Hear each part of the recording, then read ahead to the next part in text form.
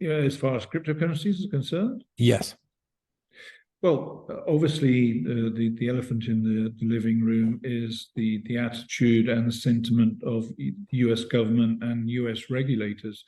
Right now, the SEC is literally driving innovation, U.S. innovation overseas. If you look at the ongoing case, for example, with Ripple and the SEC, the SEC has accused Ripple of issuing a security.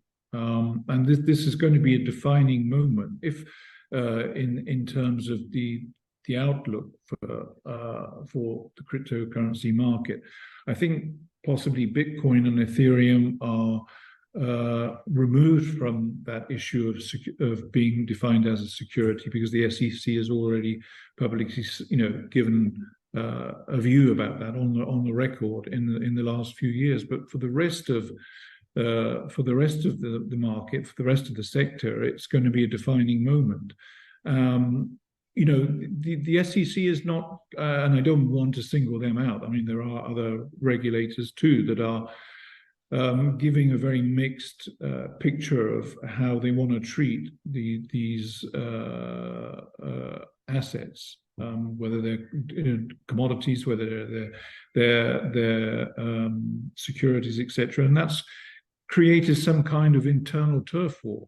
Right. I sense that there is some friction between the SEC and the CFTC, for example, in the US, the commodity regulator.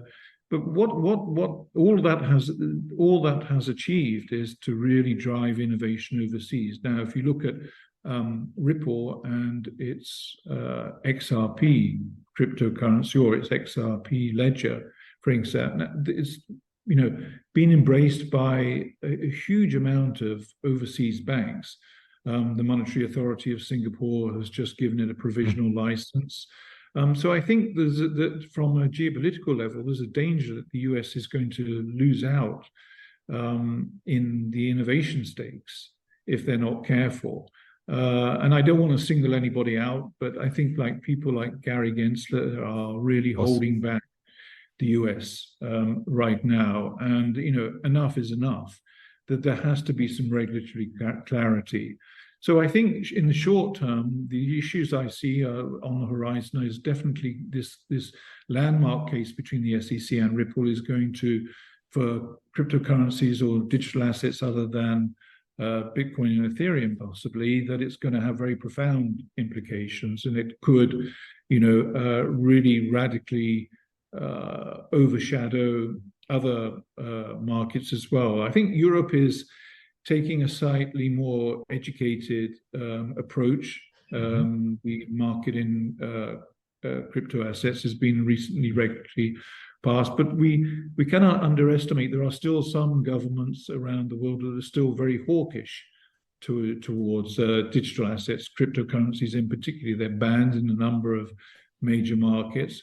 Conversely, emerging economies like El Salvador have embraced it fully and have been very, very receptive to its utility. Again, I think because they recognize that folks can have access to financial services that have not been that have been not off limits, but not of interest to conventional banks, purely and simply because they're not profitable enough. So there's a possibility that there could be a backlash again coming out of this case, this major landmark case, the SEC and Ripple, if it goes in the SEC's favor.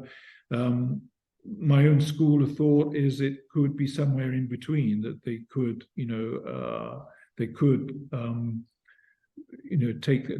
judge could take a middle position, but if the SEC wins, and it is also not clear, I think that, from a value point of view, I mean, if you're if one is holding any kind of crypto asset, it could be bearish outlook. But medium term, I think that they are here to stay. There will be the smaller cryptocurrencies, which are, let's not get into any names, which are really not serious ventures, and that they will fall by the wayside. And if you're investing or trying to speculate in those, you've got to be prepared that you could lose all of your money.